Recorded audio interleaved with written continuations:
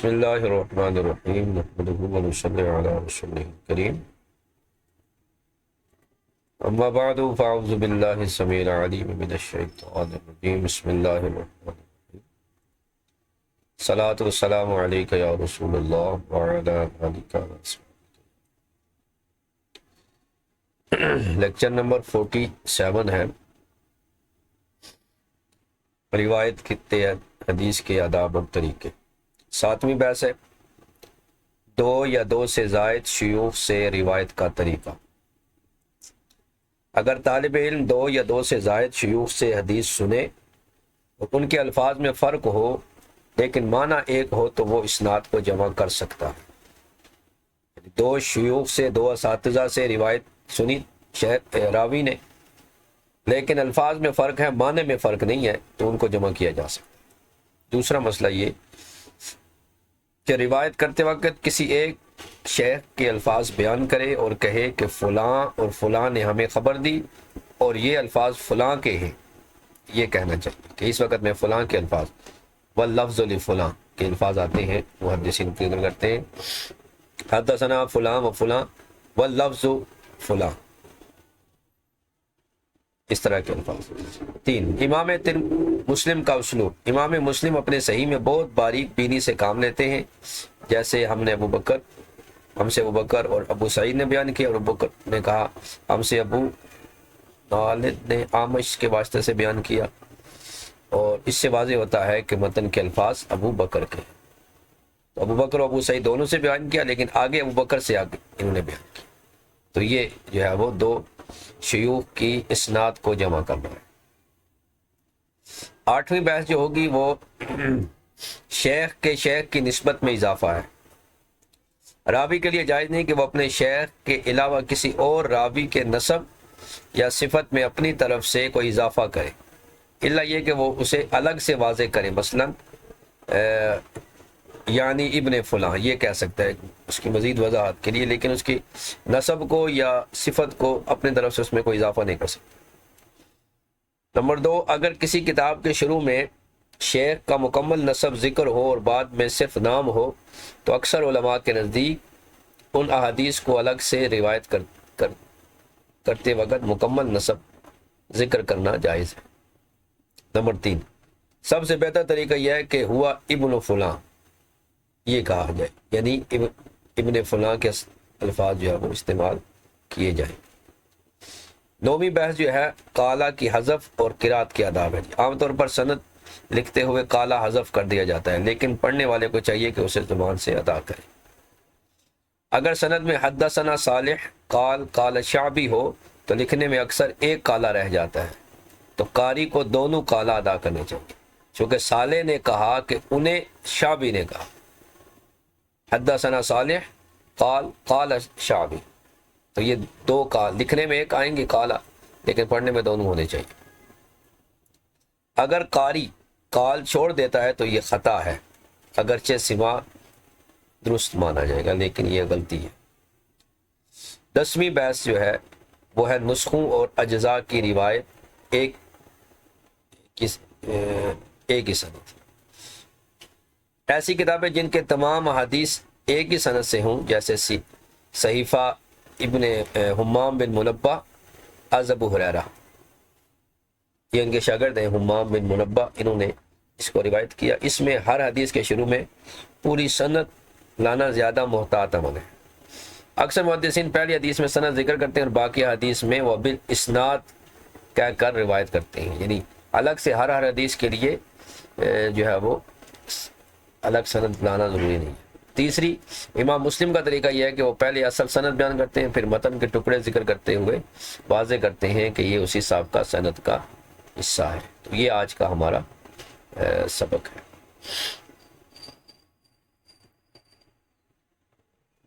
اب آتے ہیں متن کی طرف۔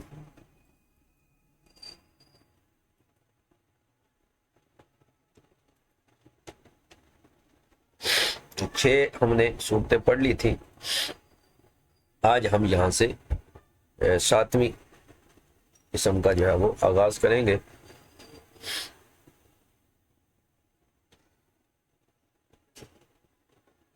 السابع سے فرماتے ہیں اذا کان الحدیث عنده من عن اثنین او اکثر واتفقا فی المعنی دون اللفظ، اگر ایک حدیث محدث کے پاس دو راویوں سے یا دو سے بھی زیادہ شیوخ سے آئے اور وہ سارے معنی میں متفق ہوں، وہ دو یا دو سے زیادہ معنی میں متفق ہیں، دون اللفظ لفظ میں متفق نہیں ہے، فَلَهُ جمعهما فی الاسناد، تو ایسی دو روایتوں کو جو روایت جن کا معنی ایک ہے الفاظ ایک نہیں ہے انہیں جمع کرنا جائز ہے، لہو اس راوی کے لیے۔ ثم یسوق الحدیث، پھر وہ راوی اس حدیث کو بیان کرے علی لفظ احدہما، کسی ایک شیخ کے لفظ کے ساتھ، فیقول، اور وہ کہے اخبرنا فلان و فلان، اب یہ یہاں دو شیوخ کو جمع کر رہا ہے، واللفظ لفلان، اور یہ لفظ جو ہے وہ فلاں کے ہیں، او ھذا لفظ فلان، یا یہ کہے کہ یہ فلاں کا لفظ ہے، قال، یا یہ ہے قالا، اس نے کہا یا ان دونوں نے کہا اخبرنا فلان، ہمیں فلاں نے خبر دی، ونحوہ من العبارات، اور اسی طرح کی عبارات جو ہے بنانی چاہیے۔ ولمسلم فی صحیحہ عبارۃ حسنۃ، اور امام مسلم نے اپنی صحیح میں بڑی عمدہ عبارات جو ہے وہ اس میں انہوں نے بیان کی ہے، اچھا انداز اختیار کیا ہے، جیسے کا قول ہی ان کا قول حدثنا ابو بکر و ابو سعید، کہ ہمیں حدیث بیان کی ابو بکر اور ابو سعید کلاہما عن ابی خالد، دونوں ابو خالد سے روایت کرتے ہیں، لیکن مسلم جو الفاظ بیان کریں گے وہ کہہ رہے ہیں قال ابو بکر حدثنا، لیکن میں جو الفاظ روایت کر رہا ہوں وہ جناب ابو بکر کے ہیں جو کہتے ہیں ہمیں حدیث بیان کی ابو خالد نے عن الاعمش، اور وہ اعمش سے روایت کرتے۔ فظاہرہ، اب یہاں سے اس روایت اس سند سے یہ ظاہر ہوا کہ ان لفظ ابی بکر، کہ اس روایت کے جو الفاظ ہیں وہ جناب ابو بکر کے ہیں جو امام مسلم کے شیخ ہیں۔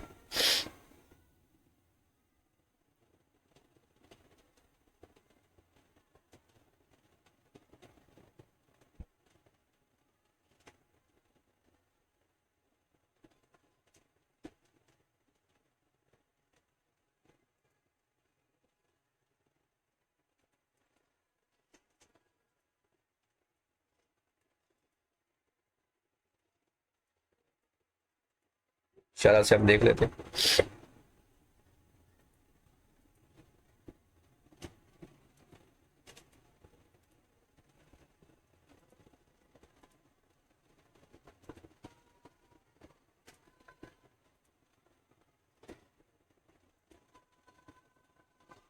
تو یہ 6 مسئلے ہم نے پڑھ لیے تھے، 7واں مسئلہ یہاں سے ہم شروع کر، تو یہاں پر اس پیراگراف کو بیان کیا۔ امام مسلم نے کہا کہ قال ابو بکر، تو ان اللفظ لی ابی بکر، الفاظ جناب ابو بکر جو ان کے شیخ ہیں ان کے۔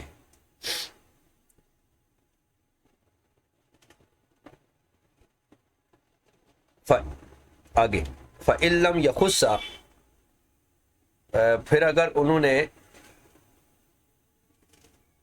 جو ہے وہ راوی نے خاص نہیں کیا، یعنی اس نے کسی ایک کو معین نہیں کیا، بل خلط اللفظین، بلکہ دونوں الفاظ آپس میں ملا دیے، فقال، تو اب وہ راوی کہے اخبرنا فلان و فلان، ہمیں فلاں اور فلاں نے خبر دی، وتقاربا فی اللفظ، اور وہ دونوں لفظ میں بھی ایک دوسرے کے قریب قریب ہیں، یا یہ کہے او والمعنی واحد، یا ان کا معنی ایک ہے،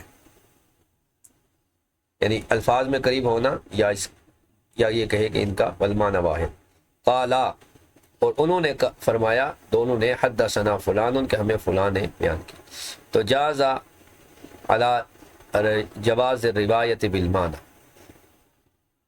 تو یہ جو ہے وہ یہ بھی جائز ہوگا کیونکہ روایت بالمعنی جائز ہے۔ فَإِن لَمْ يَقُلْ تَقَارَبَا، اگر تقاربا کا لفظ اس نے نہیں کہا، فلا بأس به علی تجویز روایت بالمعنی، تو پھر بھی جو روایت بالمعنی کو جائز قرار دیتے ہیں ان کے ہاں اس میں کوئی حرج نہیں ہے۔ وَإِن كَانَ قَدْ عِيبَ بِهِ الْبُخَارِيُّ، وغیرہ۔ اگرچہ امام بخاری وغیرہ نے اس انداز کو پسند نہیں کیا کہ وہ اس کی نشاندہی نہ کرے، تو امام بخاری نے اس میں عیبہ بیعہ کے وزن پر ہے،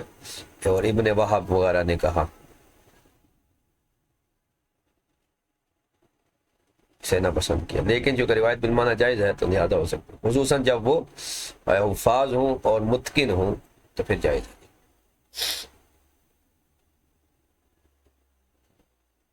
اسی طرح امام ابو داود کے سنن میں الفاظ ہیں حدثنا مسدد و ابو توبہ والمعنی قالا حدثنا ابو الاحوص، تو یہ معنی کا لفظ جو ہے وہ ان سے بن۔ اسی طرح نیچے جو ہے وہ قول مسلم حدثنا مسلم بن ابراہیم و موسیٰ بن اسماعیل المعنی واحد قالا حدثنا حبان۔ وَإِذَا سَمِعَ مِن جَمَاعَةٍ، اور اگر کسی نے ایک کتاب کو سنا مصنفاً، کسی تصنیف شدہ کتاب کو سنا ایک جماعت سے، تو فقابل، پھر اس نے اس کو نقل کیا، فقابل نسختہ باصل، کسی اصل نسخے سے، تو باصل بعد، ان میں سے کسی ایک کے نسخے سے اس کو نقل کیا، ثم رواہ عنہم، پھر ان سے روایت کیا، ان سب سے، ثم رواہ عنہم جميعا، پھر اس راوی نے ان تمام سے اس کو روایت کیا، نقل کسی ایک کے نسخے سے کیا، وقال، اور اس نے کہا واللفظ لفلان، یہ لفظ فلاں کے ہیں، تو اس میں کہہ رہے ہیں کہ جواز کا بھی احتمال ہے اور منع کا بھی احتمال ہے، یعنی یہ چیز جو ہے وہ جائز بھی ہے اور اس میں منع بھی ہے، یعنی جواز اس لیے ہے کہ روایت بالمعنی جائز ہے، اور منع اس لیے ہے کہ یہ علم نہیں ہے کہ یہ جو ہے وہ دوسروں کی روایت میں یہ الفاظ ہیں یا ان کے ساتھ موافقت پائی جاتی ہے کہ نہیں، یہاں تک کہ موافقت بالمعنی پر وہ مطلع ہو جائے۔ تو یہاں پر امام ابن صلاح وغیرہ نے اس کی ترجیح بیان نہیں کی، اور مناسب یہ ہے کہ اس کو پہلے دو کے ساتھ مقید کیا جائے، جب غالب گمانی یہ ہو کہ الفاظ یا لغات یا ضبط یا اس کے مشابہ جو ہے وہ اس میں اختلاف ہوگا، تباین ہوگا۔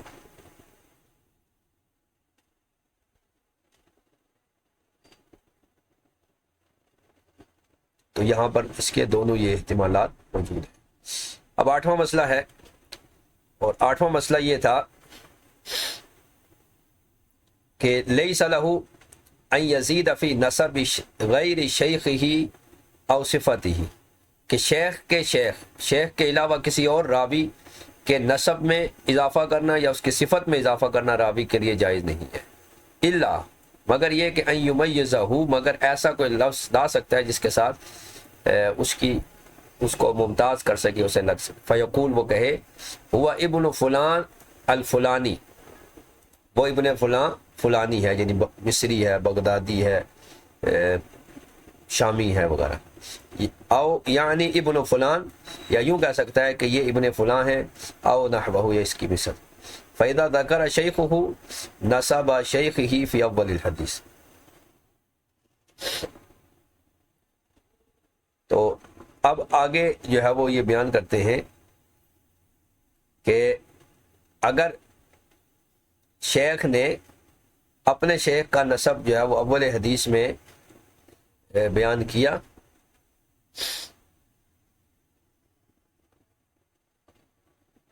بتمام ہی، مکمل، من الکتاب او الجز، چاہے وہ اول کتاب ہو یا اول جز ہو، بین قال، بہی طور پر کہے قال شیخنا، مثلا اخبرنا الحافظ زین الدین ابو الفضل عبد الرحیم بن حسین بن عبد الرحمن العراقی الاصل القاہری، اس طرح۔ ثم اقتصر فی باقی احادیث الکتاب علی اسمہ، پھر باقی احادیث جو ہے، باقی جو ذکر ہیں کتاب میں، ان میں صرف راوی کے نام پر اکتفا کرے، مثلا کہے کہ عبد الرحمن عراقی نے فرمایا، عبد الرحمن نے کہا، تو یہ کافی ہے۔ علی اسمہ، جیسے حدثنا عبد الرحیم یا حدثنا عبد الرحیم بن حسین، اتنا کہہ دینا کافی ہے۔ او بعد نسب ہی، یا بعض نسب کو بیان کیا تو یہ بھی جائز ہے، یعنی بعض نسب یہ ہے عبد الرحیم بن حسین، صرف نام ذکر کرے حدثنا عبد الرحیم، یہ بھی جائز ہے، یا پھر تھوڑا سا نسب بھی بیان کر دے تو یہ بھی جائز ہے جی، بعض نسب کچھ نسب بھی بیان کر دے تو یہ بھی جائز ہے۔ فقد حقل خطیب بغدادی نے حکایت کیا عن اکثر العلماء جواز روایتہ تلک الاحادیث مفصولۃ عن الاول مستوفیا نسب شیخ شیخی۔ تو خطیب بغدادی نے اکثر علماء سے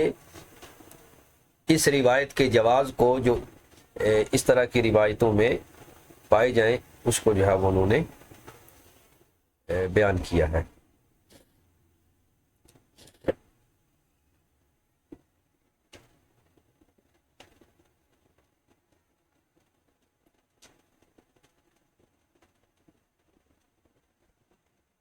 تو خطیب بغدادی نے اس بات کو پسند کیا ہے۔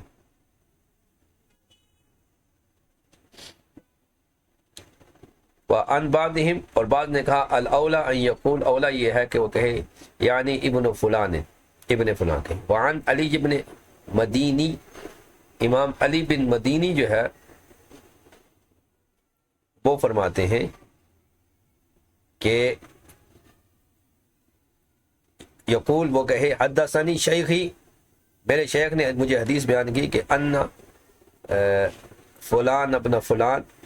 حدثہ، کہ انہیں فلان بن فلان نے حدیث بیان کی۔ اور بعض کہتے ہیں کہ یوں کہے اخبرنا فلان وہو ابن فلان، کہ ہمیں فلان نے خبر دی جبکہ وہ فلان بن فلان ہے۔ واستحسنہ الخطیب، اور خطیب بغدادی نے اسے پسند کیا، یہ انداز کہ فلان کہے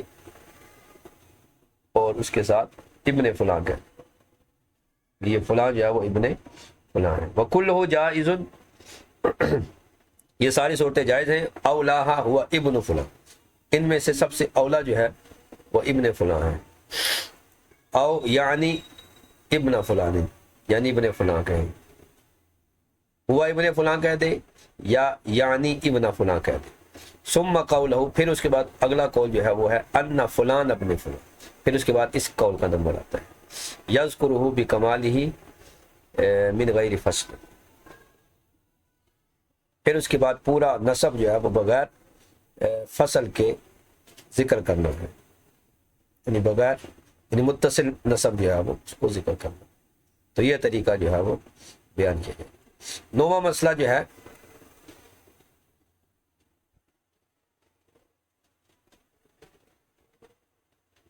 وہ یہ ہے کہ محدثین کی عادت تھی جرت العادت بحذف قال، کہ وہ قال کو حذف کر دیتے، ونحوہ، اسی طرح بین رجال الاسناد، راویوں کی سند کے مابین جو قال یا اس طرح کا لفظ آتا اسے حذف کر دیا انہوں نے، تو یہ حذف کرنا خطا ان، یہ غلطی ہے۔ وینبغی للقاری ان نطق بہا، اور قاری کے لیے یعنی جو طالب حدیث ہے اس کے لیے اس قال کو پڑھنا مناسب ہے۔ ینبغی یہاں پر جو ہے وہ استحبابا مؤکدا، یعنی مستحب مؤکد ہے، بلکہ عبارت ابن صلاح ہے انہ لا بد للقاری، قاری کے لیے پڑھنا قرات کے وقت اس قال کو ضروری ہے تاکہ پتہ چلے کہ کس نے یہ کہا۔ وَإِذَا كَانَ فِيهِ قُرِئَ عَلَى فُلَانٍ، اور جب اس پر وہ حدیث پڑھی گئی ان فلان سے علی فلان، تو کہے اخبارہ کا فلان، کہ تجھے خبر دی فلان نے، یا قُرِئَ علی فلان، یا اس پر جو ہے وہ جب پڑھی گئی وہ حدیث فلان پر، تو کہے قال فلان، تو فلیقل القاری فی اولہ قیل لہ، تو پوری اعلیٰ فلان کے بعد قیل لہ کہے، قیل لہ کہا گیا اسے کہ اخبارہ کا فلان، اور یہ جو ثانی ہے اس میں کہے قال حدثنا فلان، تو یوں ان دونوں کے درمیان قیل لہ یا حدثنا قال جو ہے وہ او قرأ تعالی او قرئ تعالی فلان، اس طرح کے الفاظ جو ہے وہ پڑھے گا۔ وَإِذَا تَكَرَّرَ لفظ قَالَ، اور جب لفظ قَالَ کا تکرار ہو جائے، كَقَوْلِهِ جیسے حدثنا صالح قال، پھر قال، یہ تکرار ہے ان دونوں کا، قال شعبی فإنهم يحذفون أحدهم، تو پھر محدثین ایک قالا کو حذف کر دیتے ہیں، اس کو حذف کر دیتے ہیں، ایک قال ذکر کرتے ہیں، قال حدثنا صالح قال شعبی، تو یہ پہلا قالا حذف کر دیا، تو یہ خطا ہے، غلطی ہے۔ فَلْيَحْفِظْ بِهِمَ الْقَارِيُّ، قاری کو اسے پڑھنا چاہیے، وَلَوْ تَرَكَ الْقَارِي، اگر قاری اس کو ترک کر دے تو قال فی ھذا کلہ فقد اخطأ، اور تو اس نے یہ کیا کیا، اس میں یہ غلطی کی ہے، لیکن وظاہر صحیح صحتہ، لیکن سماع اس کا درست ہو جائے گا۔ غلطی ہے اس کو حذف کرنا، لیکن جو ہے وہ سماع جو ہے وہ درست ہو جائے گا۔ اظہر قول یہی ہے کہ انہ لا یبطل السماع، اس کے ساتھ سماع باطل نہیں ہوگا، اس لیے کہ حذف قول جائز ہے اختصار کی بنا پر، جیسے قرآن مجید میں بھی اس کی مثال موجود ہے، فَأَمَّا الَّذِينَ اسْوَدَّتْ وُجُوهُهُمْ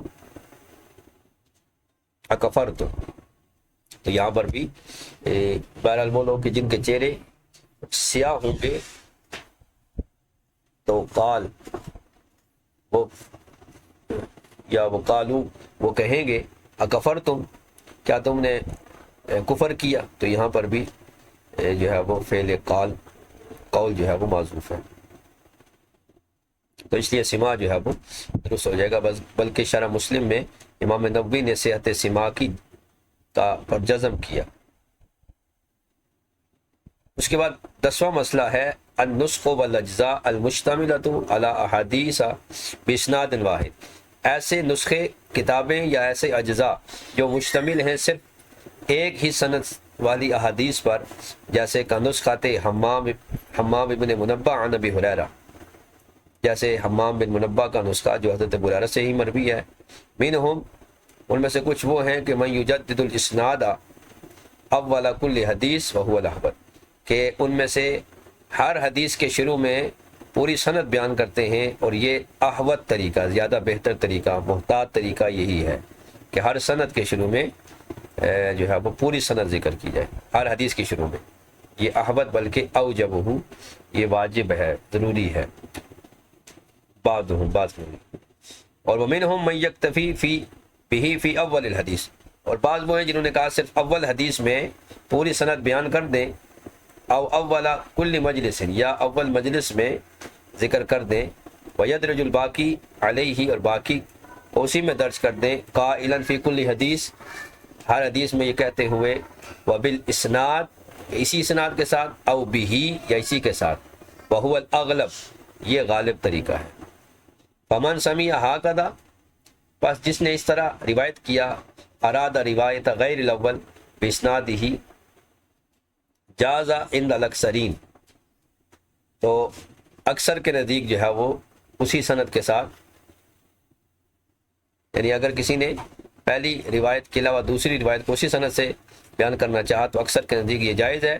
لیکن ومانعہ ابو اسحاق الاسفرائینی وغیرہ، لیکن امام ابو اسحاق اسفرائینی اور کچھ لوگ جو ہے وہ کہہ رہے ہیں ہر حدیث کے لیے الگ سند ہونا چاہیے، تو اکثر کے نزدیک جیسے وکی، یحییٰ بن معین، ابو بکر اسماعیلی وغیرہ اس کو جائز قرار دیتے ہیں۔ قال ھذا طریقہ ان یبین، اور اسی طریقے پر جو ہے وہ یہ ہے کہ وہ یہ بیان کرے کا قول مسلم، جیسے امام مسلم کا یہ قول ہے، حدثنا محمد بن رافع حدثنا عبد الرزاق اخبرنا معمر عن حمام قال ھذا ما حدثنا ابو ہریرہ، کہ یہ جو ہم نے بیان کی اس کو ہمیں حضرت ابو ہریرہ رضی اللہ تعالی عنہ نے بیان کیا، وذکر الحدیث منہا، اور پھر اس کے ساتھ جو ہے وہ حدیث کو ذکر کریں۔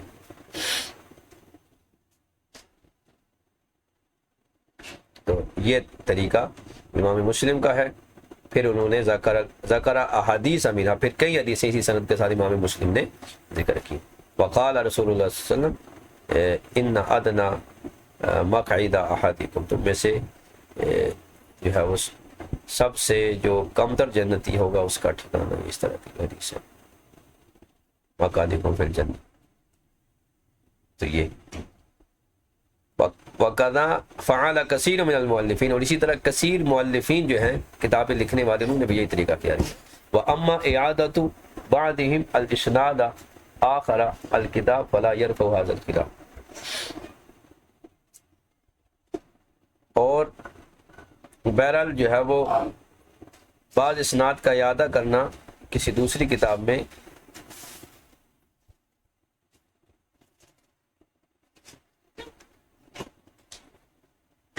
یعنی بعض محدثین کے نزدیک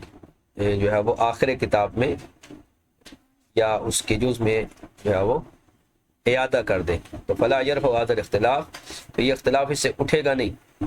یعنی آخر کتاب میں اس کو ذکر کر دینا، مگر یہ کہ انہو یفید و احتیاطاً، یہ احتیاطاً مفید ہے، و اجازتاً بالغتاً من اعلیٰ انواعها،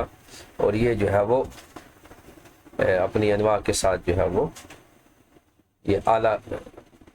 درجے کی اجازت جو ہے وہ اسے شمار کیا جائے گا۔ تو یہ آج کا یہاں تک 10 انواع جو ہے وہ ہم نے پڑھ لی، آخری 3 انواع 11، 12 اور 13 رہ گئی ہے، اس کو پھر ہم اگلی کلاس میں، یہ آج کا سبق تھا۔